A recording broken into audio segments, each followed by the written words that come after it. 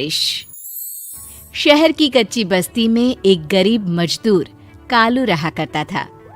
कालू के घर में उसकी पत्नी जानकी थी।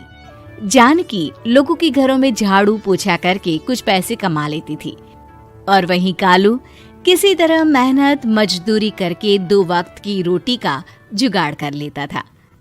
कुछ दिनों से हो रही बारिश के कारण कालू की मजदूरी बंद हो गई थी। अरे जानकी, इस बार तो बरसात ने हद ही कर दी, रुकने का नाम ही नहीं ले रही। कुछ समझ में नहीं आ रहा, अगर इसी तरह काम पर नहीं गया तो 2 वक्त की रोटी का जुगाड़ कैसे होगा। अरे तुम चिंता क्यों करते हो, बारिश का क्या है, 1 आध दिन में रुक जाएगी और उसके बाद में फिर से काम शुरू हो जाएगा। अरे 3 दिन तो हो गए, बरसात तो रुक ही नहीं रही है और आगे भी रुकने के कोई आसार नहीं दिख रहे। तो क्या हुआ, तुम्हारा काम बंद हुआ है ना? मैं तो अभी भी लोगों के घर झाड़ू पोछा करने जाती ही हूँ। मेरे पगार से कुछ दिन तो निकल ही जाएंगे। अरे घर का खर्चा तो हम किसी तरह चला लेंगे जानकी, लेकिन ये जो छत टपक रही है इसका क्या करेंगे? ये बात तो आपकी सही है।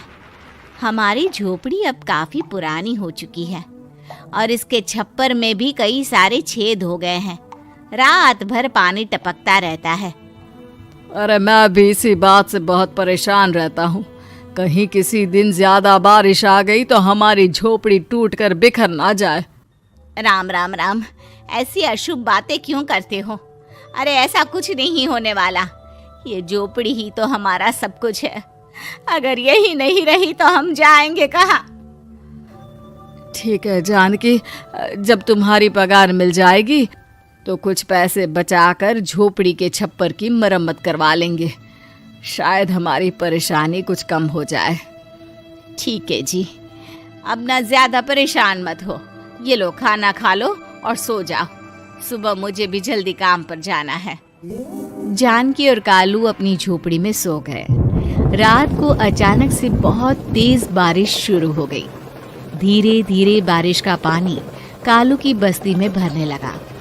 पानी भरते भरते झोपड़ी के बाहर तक पहुंच गया था। सुबह के वक्त जब कालू और जानकी सोकर उठे, हे भगवान, ये क्या हो गया? बारिश का पानी तो हमारे घरों तक पहुंच चुका है। अब मैं काम पर कैसे जाऊंगी? रहने दो जानकी, तुम आज काम पर मत जाओ। ऐसे पानी से निकल कर जाओगी और बीमार पड़ गई तो लेने के देने पड़ जाएंगे। लेकिन अगर नहीं गई तो मालकिन लोग नाराज हो जाएंगे। आप जानते हैं ना, बड़ी मुश्किल से 1 दिन की छुट्टी भी नहीं देती है। अरे लेकिन जानकी, झोपड़ी के बाहर तो पूरी बस्ती में पानी भरा है, तुम जाओगी कैसे?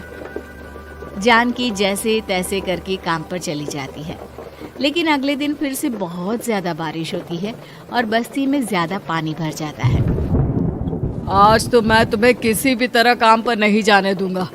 अरे अगर तुम्हें कुछ हो गया तो क्या होगा? ठीक है, तुम ठीक ही कहते हो, आज नहीं जाती। अगर मालकिन नाराज हो गई तो मना लूंगी किसी तरह। अरे मनाने वाली क्या बात है? जब तुम बताओगी कि हमारी झोपड़ी में पानी भर गया है तो वो खुद ही समझ जाएंगे ना।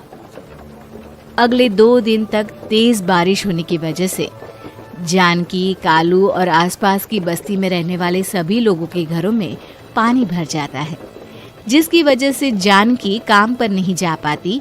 और 3 दिन के बाद जैसे ही जानकी काम पर पहुंचती है, कहाँ थी तुम? पिछले 3 दिनों से काम पर क्यों नहीं आई? मेम साहब क्या बताऊं, इतनी ज्यादा बारिश हो रही थी, हमारी पूरी बस्ती में पानी भर गया है और उससे भी ज्यादा तो मेरी झोपड़ी के अंदर पानी भर गया। आप ही बताइए कैसे आती मैं? इसका मतलब ये हुआ कि बारिश होगी तो तुम काम पर नहीं आओगी? ना ना, मेरे कहने का ये मतलब नहीं था मेम साहब। तुम जानती भी हो 3 दिन से कितनी परेशानी हो रही है मुझे। सारा काम मुझे खुद करना पड़ा। माफ कर दीजिए मालकिन जी, पर मैं क्या करती, आने के लिए रास्ता ही नहीं था, सब जगह पानी भरा हुआ था। बहाने तो तुझे बहुत बनाने आते हैं। जानकी देख, अगर अगली बार ऐसा किया ना तो फिर काम से हमेशा के लिए छुट्टी। अरे ना ना मालकिन, ऐसा मत कीजिए। बारिश की वजह से मेरे पति की मजदूरी भी छूट गई है। बड़ी मुश्किल से घर में 2 वक्त खाने की रोटी का जुगाड़ हो पाता है। आप मुझे काम से निकाल देंगे तो हम क्या खाएंगे? अगर इतनी ही चिंता है तो फिर रोजाना काम पर आया करो। चलो अब जल्दी से जाकर घर का सारा काम करो। बारिश रुकने का नाम ही नहीं ले रही थी। पूरे शहर में बाढ़ जैसे हालात बन गए थे। लेकिन नौकरी जाने के डर से जानकी किसी तरह रोज काम पर जाती थी। एक दिन जब जानकी काम करके अपने घर लौट आई तो अचानक उसकी बस्ती में कुछ लोगों का शोर सुनाई दिया। अरे लगता है बाहर कुछ हुआ है, मैं जाकर देखता हूँ। हाँ हाँ, पता तो कीजिए, ये बस्ती में लोग इतना शोर क्यों कर रहे हैं? बाहर जाकर कालू ने एक आदमी से पूछा। अरे क्या हुआ भाई, इतना शोर क्यों मचा रहा है? अरे क्या बताए भैया, अपने बस्ती के बाहर एक पुल टूट गया है और वहाँ पर एक कार फंसी है। थोड़ी देर में अगर किसी ने नहीं बचाया ना तो वो कार पानी में बह जाएगी। ये क्या कह रहे हो भैया, कार के अंदर कोई है क्या? हाँ, कोई औरत बैठी है, अकेली है, बहुत रो रही है बेचारी, मदद के लिए बुला रही है। अरे तो हमें जाकर उनकी मदद करनी चाहिए ना। अरे लेकिन इसमें बहुत खतरा है, हमें अपने आप को बचाना चाहिए। पानी कभी भी हमारी बस्ती की तरफ आ सकता है। अरे तुम्हें नहीं चलना तो मत चलो, लेकिन मैं तो जाकर उस औरत की मदद जरूर करूंगा। कालू उस जगह पर पहुंचता है जहां वो औरत कार में फंसी हुई थी। वहां पर पानी का बहाव बहुत तेज था और सारा पानी कालू की बस्ती की तरफ ही आ रहा था। कालू ने एक बड़ी सी रस्सी को पेड़ से बांध दिया और दूसरे सिरे को कार की तरफ फेंक दिया और उस औरत को रस्सी के सहारे बाहर आने के लिए कहा। तभी वहां जानकी भी दौड़ती हुई आई। अरे ये तो मेरी मालकिन है, जिनके यहाँ मैं काम करने जाती हूँ। अरे मैडम जी, आप डरिएगा मत, आपको कुछ नहीं होगा। आपकी गाड़ी को भी मैंने रस्सी से बांध दिया है। थोड़ी देर में पानी का बहाव कम हो जाएगा, फिर हम आपकी कार को भी बाहर निकाल लेंगे। क्या तुम जानकी के पति हो? हाँ हाँ, जानकी मेरी ही पत्नी है, आपके यहाँ काम करती है ना। लेकिन मेम साहब, आप यहाँ पानी में कैसे फंस गई? अब क्या बताऊं, मैं अपनी सहेलियों के साथ पिकनिक पर गई थी, वहीं से लौट रही थी।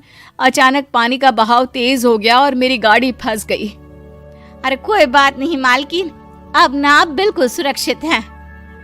मैं तो बहुत बुरी तरह डर गई थी, कब से मदद के लिए चिल्ला रही थी, लेकिन कोई मेरी मदद के लिए नहीं आया। भला हो तुम्हारा पति का जिसने मेरी जान बचा ली। लेकिन जानकी, मैंने तुम्हारे साथ बहुत गलत व्यवहार किया। इतने खराब मौसम और बाढ़ में भी तुम्हें काम पर आने के लिए कहा, नौकरी से निकालने की धमकी भी दी, और तुमने मेरी जान बचाई। मुझे माफ कर दो। अरे कोई बात नहीं मालकिन, आपकी जान बचाना तो हमारा धर्म था। देखो जानकी, तुम्हारी झोपड़ी में जो भी नुकसान हुआ है उसके लिए मैं तुम्हें पैसे दूंगी। आज तुम्हारे पति ने मेरी जान बचाई है और आज के बाद मैं तुम्हें कभी भी नौकरी से निकालने की धमकी नहीं दूंगी। आज मैं तुम्हारी परेशानी को अच्छी तरह समझ चुकी हूँ।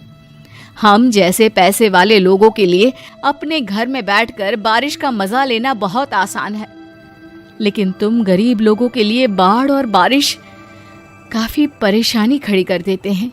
ये बात मुझे आज अच्छी तरह समझ आ गई है। आपका बहुत बहुत धन्यवाद मालकिन।